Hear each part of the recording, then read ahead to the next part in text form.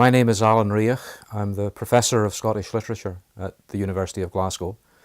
We have a separate unit, a department of Scottish Literature, and my job is to teach young students from the first year intake straight from school right through to research students and mature students who are working on manuscripts and in the libraries and the archives where material can be found that hasn't ever been researched fully.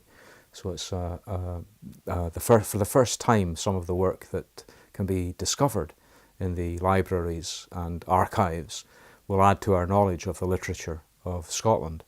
So many people know the literature of Scotland through Robert Burns or through Walter Scott, or names that people have heard or songs that people sing. But my job really is to tell people about all the rest of it. There's so much more, from the very early poets, the great medieval and Renaissance poets, Robert Henryson and William Dunbar, all the way through to contemporary modern poets like Hugh MacDiarmid and Sidney Goodsir-Smith and Liz Lochhead, the contemporary national poet of Scotland, Edwin Morgan, and a whole range of novelists and playwrights as well. So there's a vast world, a whole panorama of Scottish literature, which we introduce students to who are interested in literature and who are interested in the history of Scotland and the culture of Scotland. We began this morning with a lecture on two great Scottish poets of the second half of the 20th century who began writing during the Second World War and continued to write their poetry and their major works in the second half of the century. So the lecture in the morning was addressed to a class of first-year students, around about 100 first-year students studying Scottish literature for the first time. So it was an introductory lecture, just beginning to introduce these young people to these major poets of Scotland.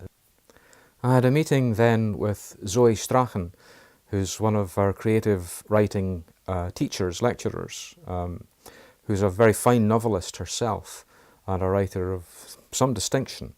And we were talking as lecturers and as teachers within the university. I contribute to the creative writing class.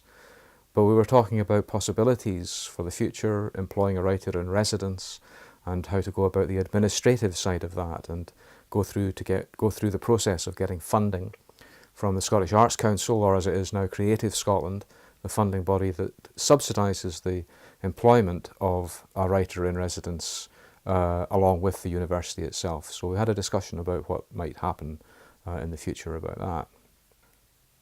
I had a discussion, tutorial, effectively, a class, one-to-one, with a PhD research student, a young man called Richie McCaffrey, a poet of some distinction himself, but who's also working on the poetry of the Second World War. And his research has taken him into studying the poetry written by Scottish poets of all kinds, combatants on the front line, conscientious objectors who refused to go to war, refused to kill, people who absolutely opposed fascism and Nazism and went out and went to the fighting in North Africa in particular, or people who served in the military, in the medical corps with the military in the war.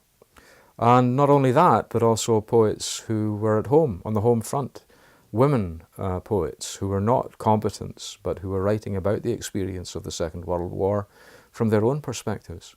So Richie had been doing a lot of work on these poets, and we wanted to go over the chapter that he had written to look at it in fine detail about what more could be said about certain poets, how certain emphases could be given to the structure of what he had written, so that it could not only be a chapter in his PhD, in his thesis, but also an essay that could be published on its own. Some of these poets are very neglected or almost unknown, and we wanted to see if we could fashion his research and his discoveries into a publishable form so that a lot of other people, anybody interested in this area of experience, might encounter it and read it to their benefit.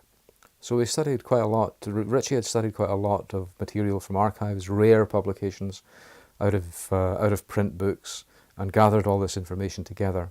There's a new anthology of Scottish war poetry that's about to be published, and the whole context in which his studies are going forward relates to a wide public interest about the writing and the poetry and the artistic apprehension, the cultural apprehension of the experience of war, and how literature and poetry and the arts can maybe do something to oppose the human tendency to destruction, self-destruction, the destruction of others.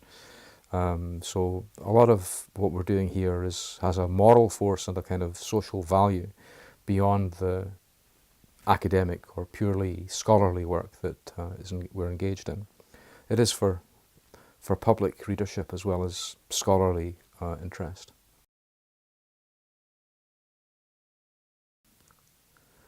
There is no such thing as a typical day for me. The days vary depending on the priorities of teaching and research and administration or meetings that I have to go to. The teaching is very much a priority in the sense that it's scheduled, it's timetabled, that you have to turn up, you have to go to the lectures, deliver the lectures, meet the students, have the seminars and tutorials, or one-to-one with research students who are studying in a specific area. So these are scheduled throughout the week, but every day is different and every week is different. So there's no single routine, although the actual work that is done is repeated throughout the course of the term. So teaching varies from day to day, lecture to lecture. There's no routine day, there's no typical day, and that's the answer.